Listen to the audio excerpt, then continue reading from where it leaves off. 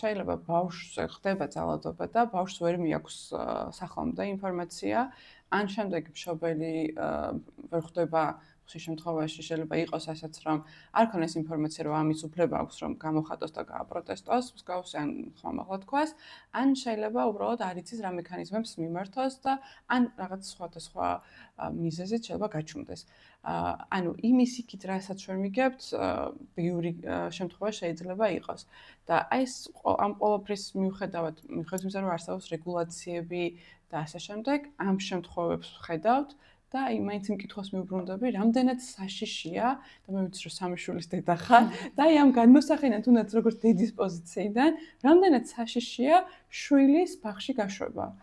ხო, მე ესე ცალსახად მთელ სისტემაზე ვერ განვაზოგადებდი, ესეთ უპასუხისმგებლო შემთხვევებს არის მართლა ის შემთხვევები, რომელიც ცუდ უპასუხისმგებლო დაწესებულებებში ვიტყოდი ასე ხდება, მაგრამ საბედნიეროდ გვაქვს პოზიტიური გამოცდილებები ძალიან ბევრი, კერძო ბაღების შემთხვევაშიც, მათ შორის და საჯარო ბაღების შემთხვევაშიც.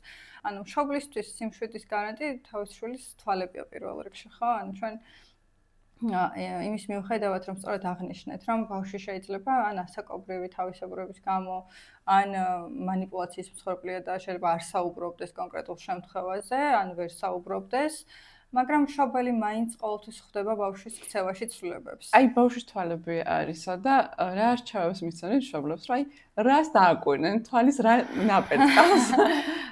ბავშვს უნდა უხაროდეს ბაღში მისვლა, ხო? თუ მშობელი ხედავს. აი ბოდიში გაწყვეტენ, ბოლო კეისზე ზუსტად ეგ იყო, რომ ბავშვი უკვე აღარ მიდიოდა ბაღში და სტირილით მიდიოდა და ეს უკვე ის სიგნალია, რომელსაც მშობელი და მიყვეს.